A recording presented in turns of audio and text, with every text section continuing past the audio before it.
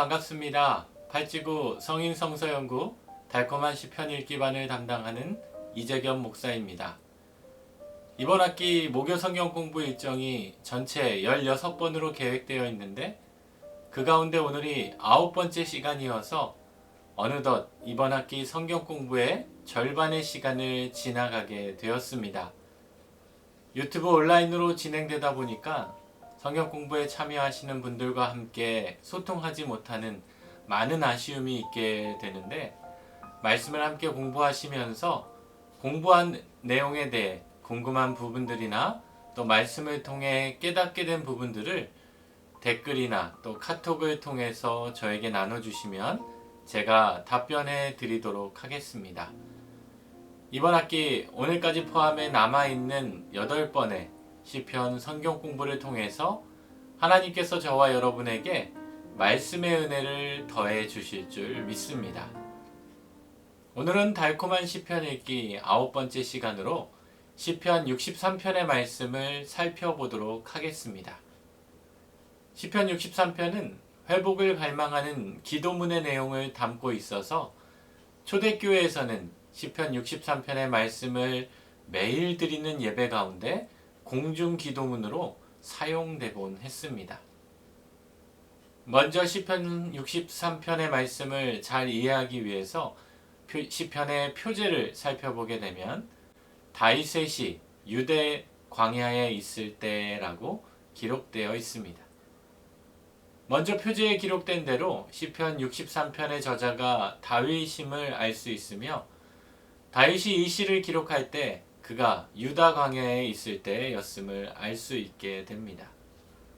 유다 광야는 유다 산지의 동쪽으로부터 사해 바다에 이르는 지역으로 남북 76km, 동서로 26km 가량 펼쳐져 있는데, 이 지역은 마르고 건조한 바람이 불어서 거대한 광야 사막을 형성하고 있습니다.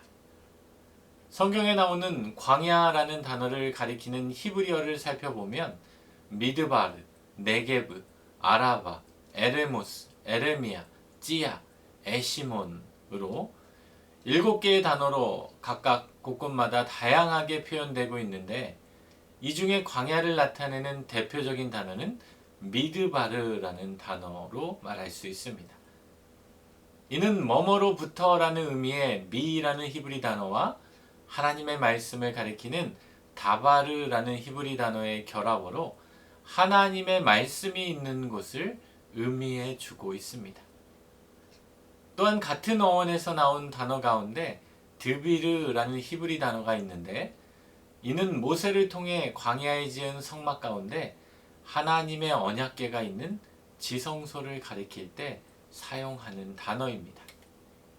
광야를 가리키는 미드바르, 하나님의 말씀을 가리키는 다바르, 또 하나님의 언약궤가 있는 지성소를 가리키는 드비르라는 이 3개의 단어가 모두 동일한 어원에서 시작되었다라는 것은, 비록 광야가 황폐하고 버려진 땅과 같지만 그곳에서 하나님의 말씀을 만나고 하나님의 임재를 경험하게 되는 지성소와 같은 축복과 은혜의 장소가 될 수 있다라는 것입니다. 오늘 시편 63편을 공부하는 저와 여러분의 광야 같은 우리의 삶의 자리가 하나님의 말씀이 가득 넘치고 하나님의 임재로 가득 채워지는 자리가 되어서 하나님이 주시는 은혜로 가득 찬 인생이 되실 수 있기를 바랍니다. 시편 63편은 크게 3부분으로 나누어 볼 수 있습니다. 부분별 내용을 살펴보면 다음과 같습니다.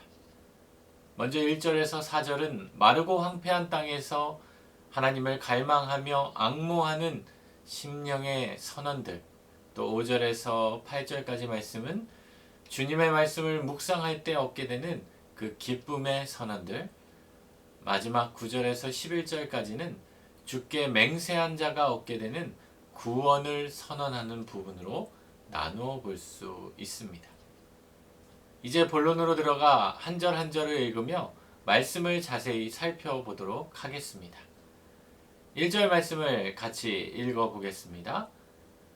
하나님이여 주는 나의 하나님이시라. 내가 간절히 주를 찾되 물이 없어 마르고 황폐한 땅에서 내 영혼이 주를 갈망하며 내 육체가 주를 앙모하나이다.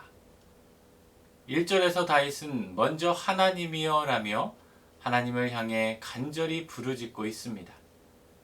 이는 아들 압살롬과 그를 따르던 신하들의 배반으로 인해 도망다니는 상황에서 다윗이 믿고 의지할 사람은 오직 하나님밖에 없다는 자신의 절박한 심정을 표출하며 간절한 마음으로 하나님의 이름을 부르짖고 있습니다. 우리의 삶도 돌아보면 그런 것 같습니다. 내가 의지하던 거, 내가 붙잡고 내가 쫓던 것들이 이 땅에는 영원하지 않고 변하게 됨을 알게 됩니다. 한때 내가 의지하던 것들, 그때는 그게 없으면 정말 안 될 것 같고 반드시 필요할 것 같았지만 생각해보면 그게 없어도 삶에 아무런 문제가 없었음을 깨닫게 됩니다. 또한 시간이 지나면 의지하고 붙잡는 것들이 끊임없이 변하게 되지만 그러한 모든 것이 변해도 영원히 변하지 않는 분, 하나님이 계십니다. 그렇게 우리의 광야와 같은 인생길에서 우리는 변하지 않고 영원하신 하나님을 부르며 하나님을 갈망하는 자들이 되어야 합니다.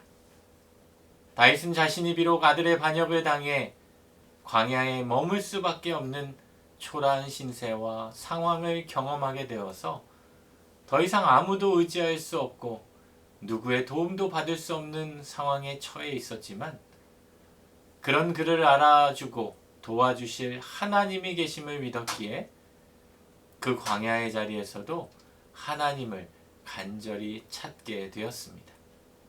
이러한 하나님을 향한 다윗의 마음이 1절 말씀에는 다양하게 표현되어 있는데 간절히 주를 찾되 갈망하며 앙모하나이다 라는 단어로 나타내고 있습니다. 먼저 간절히 주를 찾되 라는 단어는 히브리어로 아사하레카 라는 단어로 원형 쏴하르 라는 단어는 무언가를 찾다, 추구하다 라는 의미로 어떠한 대가를 치르더라도 어떠한 위험에 놓인다 해도 하나님을 부지런히 구하는 삶을 살겠다는 다윗의 확고한 결의를 나타내 주고 있습니다. 또한 갈망하며 라는 단어는 히브리어로 참회하 라는 단어로 원형 참회라는 단어는 간절히 원하다, 사모하다, 그리워하다 라는 의미로 이전에 하나님을 뜨겁게 만나 하나님께 받았던 그 은혜가 너무 커서 결코 잊지 못하고 다시금 그때의 그 순간을 간절히 바라는 마음을 나타내 주고 있습니다. 그리고 앙모하나이다 라는 단어는 히브리어로 카마흐 라는 단어로 단순히 무언가를 막연하게 바라고 염원하는 것이 아니라 얼굴이 창백해질 정도로 어떤 대상에 깊은 관심을 갖고 열성적으로 추구하는 것을 의미해 줍니다. 그 누구보다도 하나님을 사랑했고 하나님의 큰 은혜를 받았던 다윗이었기에 그는 마르고 황폐한 땅 광야에 머물면서 자신의 영혼과 육체가 간절한 마음으로 하나님을 만나 하나님의 은혜를 덧입기를 사모하고 있음을 알 수 있게 됩니다. 오늘 코로나라는 전혀 예상할 수 없고 해결하기조차 어려운 인생의 광야길을 만난 저와 여러분의 삶의 자리에서도 지금까지 우리가 하나님께 받았던 수많은 은혜의 시간들을 다시금 떠올리며 그 하나님의 은혜를 다시금 받아 우리가 처한 마르고 황폐한 광야의 길에서 벗어나 주님의 은혜로 회복되기를 간절히 기대하고 갈망하고 앙모하는 저와 여러분이 되시기를 소망해 봅니다. 계속해서 2절 말씀을 같이 읽어보겠습니다. 내가 주의 권능과 영광을 보기 위하여 이와 같이 성소에서 주를 바라보았나이다. 2절 말씀에서 다윗은 과거에 성소에서 주의 권능과 영광을 보았던 그때 그 은혜의 시절들을 회상하며 고백하고 있습니다. 헤브론에서 유다의 왕으로 있던 다윗이 예루살렘에서 온 이스라엘의 왕이 된 후 그가 가장 먼저 했던 일은 다윗성으로 하나님의 언약궤를 모시고 와서 하나님께 번제와 화목제를 드리며 하나님으로부터 나단 선지자를 통해 내 집과 내 나라가 영원히 보존되고 내 왕위가 영원히 견고해질 것이라는 다윗 언약을 받게 된 은혜를 경험했었기에 다윗은 비록 지금 자신이 유다 광야에 머물러 있지만 그때 자신이 경험했던 주님의 권능과 그 영광을 다시금 떠오르며 다시 주님을 바라보고 있다라고 고백하고 있습니다. 이처럼 신앙은 우리가 하나님께 받은 은혜를 기억하는 것입니다. 지금은 비록 어렵고 힘든 상황일지라도 이전에 하나님께서 나를 지켜주시고 나에게 은혜를 베풀어 주신 일들을 기억함으로 간구할 때 위기의 자리에서도 우리의 마음을 지키고 믿음을 지킬 수 있게 됩니다. 여전히 회복되지 않은 코로나로 인한 많은 제한들이 우리의 마음을 어렵게 하고 또 우리의 믿음 생활을 힘들게 하는 시기를 보내고 있지만 이러한 때에 하나님께서 이전에 우리에게 베풀어 주셨던 그 은혜의 순간들을 회상하며 그 은혜를 되새기고 다시금 감사의 마음으로 나아가므로 하나님께서 또다시 우리에게 베풀어 주실 은혜와 회복을 기대함으로 하루하루를 살아가는 믿음의 자녀들이 되시기를 소망합니다. 이어서 3절과 4절 말씀을 같이 읽어보겠습니다. 주의 인자하심이 생명보다 나음으로 내 입술이 주를 찬양할 것이라. 이러므로 나의 평생에 주를 송축하며 주의 이름으로 말미암아 나의 손을 들리이다. 3절에서 4절 말씀은 우리가 주의 인자하심이 생명보다 라는 찬양으로 잘 알고 있는 말씀이기도 합니다.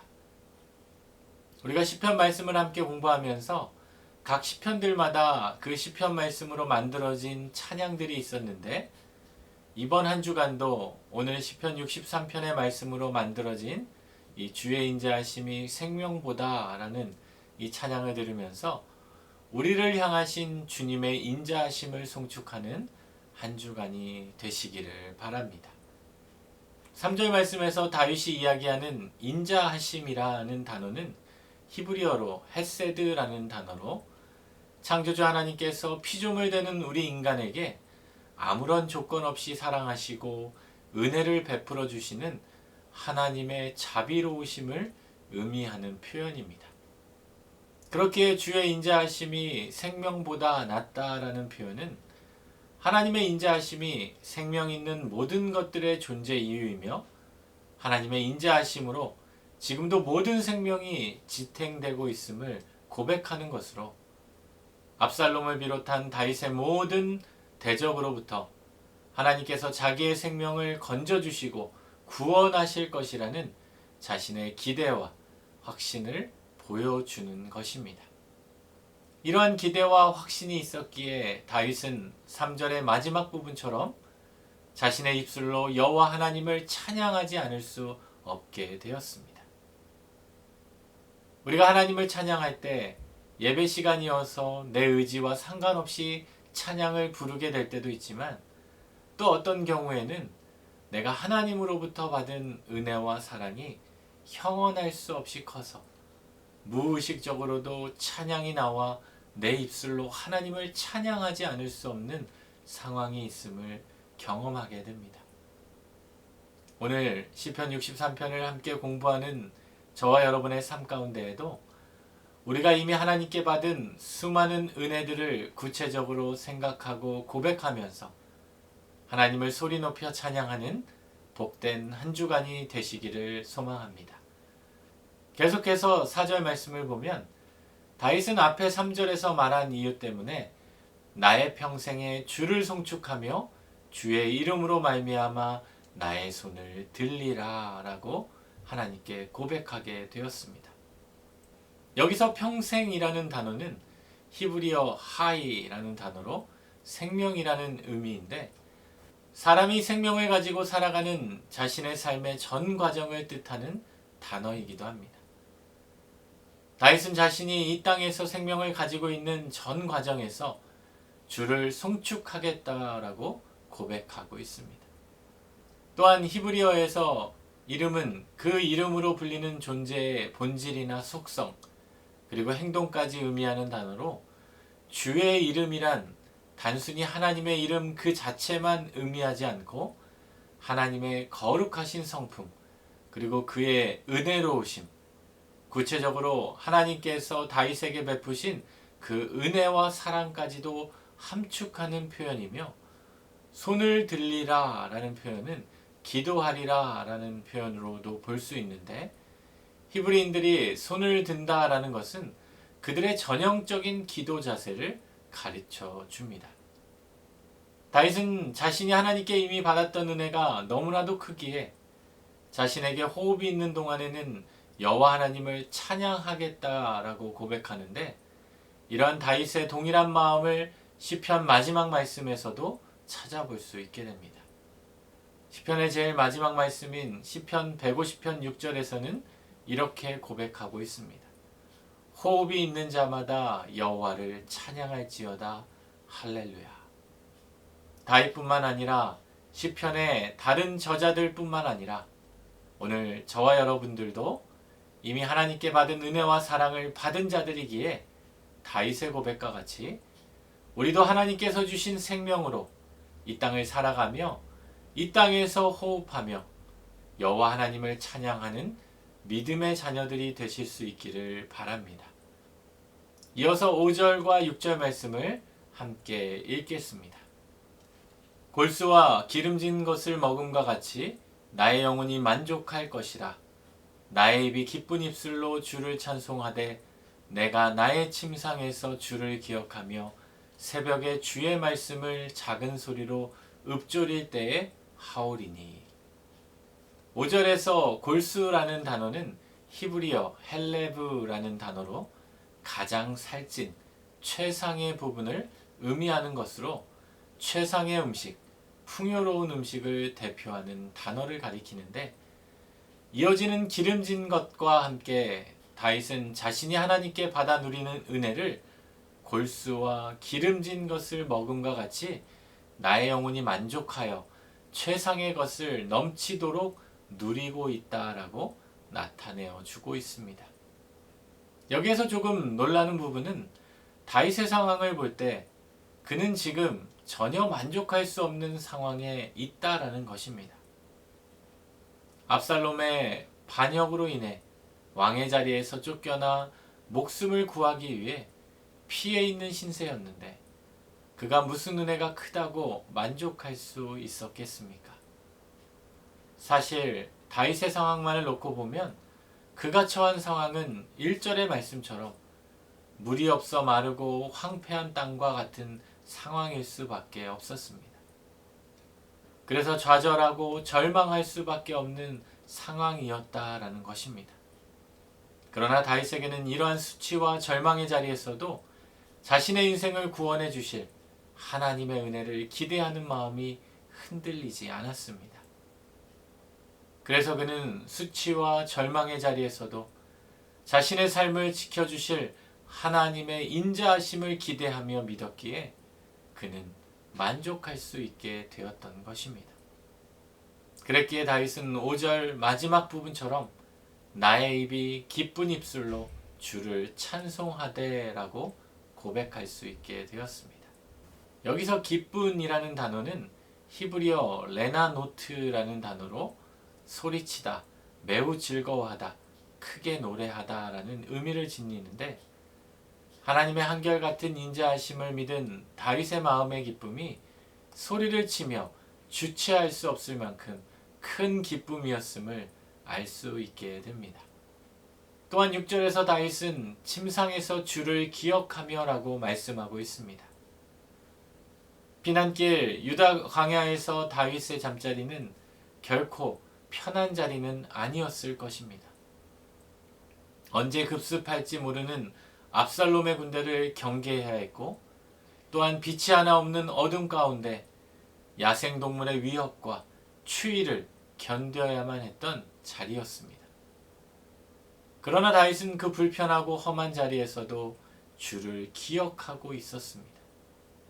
여기서 기억하다라는 단어는 히브리어로 자카르라는 단어로 자신에게 베풀어 주신 하나님의 은총을 단지 회상해 보는 정도가 아니라 그 은총의 크기와 한없음을 깊이 되새겨 보는 것을 의미하고 있습니다. 그리고 다윗은 자신이 하나님을 찬송하는 때를 새벽에 주의 말씀을 작은 소리로 읊조릴 때에 하오리라고 고백하고 있습니다. 히브리인들은 밤 시간을 크게 세 등분을 해서 일몰부터 10시까지를 초반부로, 밤 10시부터 새벽 2시까지를 중반부로, 그리고 새벽 2시부터 일출까지를 후반부로 구분하곤 했는데, 본문에 나오는 새벽은 흔히 중반부의 시간대를 가리킵니다. 이처럼 다윗은 밤이 깊은 시간에도 하나님을 생각하며 묵상의 시간을 가졌음을 알 수 있는데, 압살롬에게 쫓겨 피난 생활을 하는 대부분의 시간의 밤을 다윗은 주님을 묵상하며 지새웠을 것입니다. 우리 인생에 찾아온 광야와 같은 인생의 한밤중에도 우리가 주님을 묵상함으로 주님의 말씀을 마음에 새기고 주님을 향한 끊임없는 갈망과 외침으로 주님이 주시는 말씀의 지혜가 우리의 삶에 가득 임하게 되기를 소망합니다. 계속해서 7절과 8절 말씀을 함께 읽어보겠습니다. 주는 나의 도움이 되셨음이라. 내가 주의 날개 그늘에서 즐겁게 부르리이다. 나의 영혼이 주를 가까이 따르니 주의 오른손이 나를 붙드시거니와. 7절에서 하나님을 향한 다윗의 믿음의 고백이 계속 이어지고 있습니다. 6절에서 다윗이 침상에서 주를 기억할 수밖에 없었던 이유는 바로 주님께서 다윗의 인생에 도움이 되어 주셨기 때문이었습니다. 우리가 이전에 공부했던 시편 46편 1절에서 고라 자손들의 고백이 떠오릅니다. 하나님은 우리의 피난처시요 힘이시니 환난 중에 만날 큰 도움이시라. 다윗은 이런 하나님의 사랑을 받는 곳을 주의 날개 그늘이라고 표현하고 있습니다. 날개는 새들이 자기 새끼를 날개 아래 감추어서 보호하는 것처럼 하나님께서 자기의 사랑하는 자를 자기 품 안에서 안전하게 지켜주시고 보호해 주시는 것을 문자적으로 표현한 것이고, 그늘은 하나님의 보호와 은혜를 상징하는 것으로 하나님께서 광야에 있는 자신을 따뜻하게 감싸주고 보호해 주실 뿐만 아니라 어떤 위험에 처해 있을지라도 지켜주신다는 확신이 내포되어 있는 것입니다. 그리고 다윗은 7절 말씀에서 고백한 대로 주의 날개 그늘에 거하기 위해 8절 말씀을 통해 나의 영혼이 주를 가까이 따르리니 라고 고백하고 있습니다. 여기서 따르니 라는 단어는 히브리어 따바크라는 단어로 찰싹 달라붙다, 매달리다, 굳게 결합하다 라는 의미를 지니고 있는데, 아기 새들이 어미 새에게 바짝 달라붙어서 따라다니는 모습을 연상시켜 주는데, 다윗은 자신의 피난처시며 보호자가 되시는 하나님과 이토록 친밀하고 가까운 관계를 유지하겠다라고 고백하고 있는 것입니다. 여러분은 누구와 가까이 지내고 계신가요? 여러분은 누구를 따르며 살아가고 계신가요? 이처럼 하나님의 자녀된 우리는 다른 것과 친밀한 존재가 되는 것이 아니라 하나님과 가까이 하고 하나님을 따르는 존재가 되어야 합니다. 또한 다윗은 주의 오른손이 나를 붙드시거니와 라고 고백합니다. 성경에서 하나님의 오른손은 특별히 하나님의 힘과 권능을 나타내는데, 시편 60편 5절 말씀에서도 다윗은 하나님의 오른손을 고백하고 있습니다. 주께서 사랑하시는 자를 건지시기 위하여 주의 오른손으로 구원하시고 응답하소서. 하나님께서 오른손으로 붙드신다라는 것은 단순히 돕는 수준을 뛰어넘어서 우리에게 필요한 모든 것을 충족하게 공급하신다라는 의미를 담고 있습니다. 이처럼 우리가 사망의 음침한 골짜기에 있고 또 광야와 같은 상황에 처해 있어도 우리가 두려워하지 않고 하나님을 의지해야 하는 것은 하나님께서 사랑하시는 자를 오른손으로 건져주시고 붙들어 주시기 때문입니다. 그래서 부족함이 없이 아쉬움이 없이 우리의 모든 필요를 채우시고 우리의 기대와 우리의 생각 이상으로 충족하게 채워주신다는 말씀입니다. 오늘 시편 63편을 함께 공부하면서 하나님께서 주의 오른손으로 우리의 모든 인생을 붙잡아 주시는 은혜를 누리실 수 있기를 바랍니다. 이어서 9절에서 10절까지 말씀을 같이 읽겠습니다. 나의 영혼을 찾아 멸하려 하는 그들은 땅 깊은 곳에 들어가며 칼의 세력에 넘겨져 승냥이의 먹이가 되리이다. 9절부터 마지막 절까지 말씀은 다윗이 구원받은 자신과 다른 운명에 처하여질 악인에게 눈을 돌려 그들의 멸망을 선포해주고 있습니다. 9절에서 나의 영혼을 찾아 멸하려 하는 그들은 다윗의 원수들을 나타내는데 구체적으로 아버지인 자신을 죽이고 왕위를 차지하려고 반란을 일으킨 압살롬과 그의 죄악에 동참한 신하들을 가리키고 있습니다. 여기서 악인들이 다윗을 찾아 멸하려 했다라고 기록하고 있는데 찾다라는 단어는 히브리어 빠가쉬라는 단어로 찾아내다, 추구하다라는 의미를 지니고 있는데 이는 단순한 찾는 동작을 나타내는 표현이 아니라 수단과 방법을 가리지 않고 원하는 목표를 발견해내기 위해 집요하게 노력하는 의미를 함축해 주고 있습니다. 다윗은 원수들이 자신을 죽이려고 이토록 강렬하고 집요하게 찾아다녔음을 보여주고 있습니다. 그러나 다윗은 이토록 자신을 죽이려고 강렬하게 몸부림쳤던 자들의 세력이 땅 깊은 곳에 들어가며 칼의 세력에 넘겨져 승냥이의 먹이가 되리라 라고 고백하고 그들이 영원하지 않고 결국 멸망하게 될 것이라고 고백해주고 있습니다. 다윗을 죽이려고 하는 세력들이 영원할 것 같은 강렬한 힘을 가져 보였으나 그들은 결국 땅 깊은 곳에 들어가 죽음에 이르게 될 것이며 칼의 세력에 넘겨지게 될 것이라는 말씀입니다. 여기서 다윗은 원수들이 칼을 세력에 넘겨진다는 것으로 선포하는데 실제로 다윗을 죽이고자 칼을 뽑아 반역을 일으켰던 압살롬은 사무엘하 18장 14절 말씀을 보면 다윗의 부하였던 요압의 단창에 맞아 죽음에 이르게 됩니다. 또한 다윗은 그들이 승냥이의 먹이가 된다고 선포했는데 승냥이는 하이에나 종에 속하는 야행성 육식동물을 가리키는데 성경에 등장하는 승냥이는 황폐화된 인간의 거주지나 황무지와 연결되어 묘사되곤 합니다. 따라서 이들이 승냥이의 먹이가 된다라는 것은 그들이 죽어서 매장되지 못한 채 그 시체가 황무지에 버려지게 될 것임을 가리켜 주는 말씀입니다.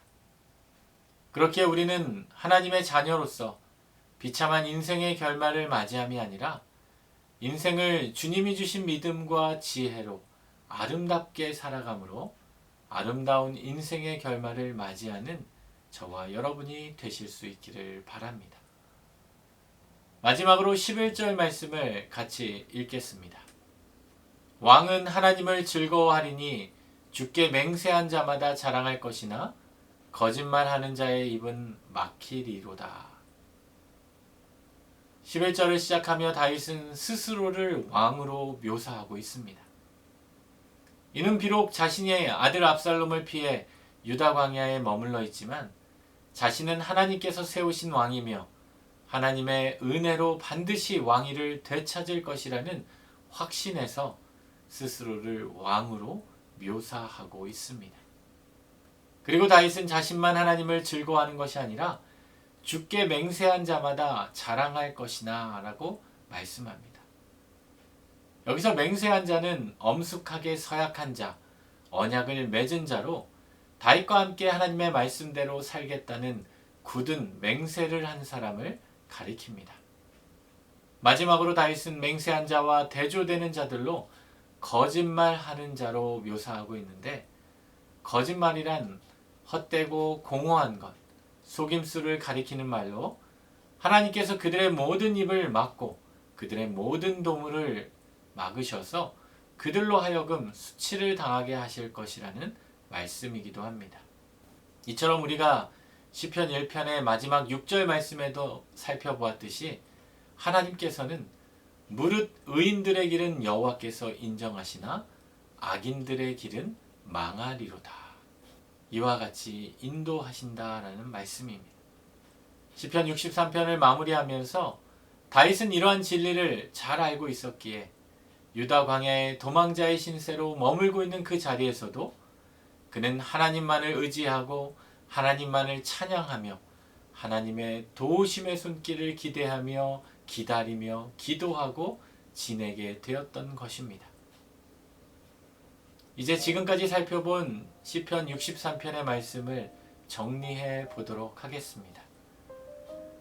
시편 63편의 말씀은 다윗이 아들 압살롬의 반역을 피하여 유다 광야에서 머물던 중에 지은 시로 인간으로 참아내기 어려운 배신과 목숨이 언제 어디서 끊어질지도 모르는 그 광야의 위기 가운데 빠져 있었지만 다윗은 그러한 상황에서도 낙심하거나 좌절하지 아니하고 오히려 신실하신 하나님의 은혜를 상기하며 하나님을 더욱 갈망하며 하나님의 인자하심을 찬양함으로 하나님이 주시는 회복을 기대하고 있었습니다.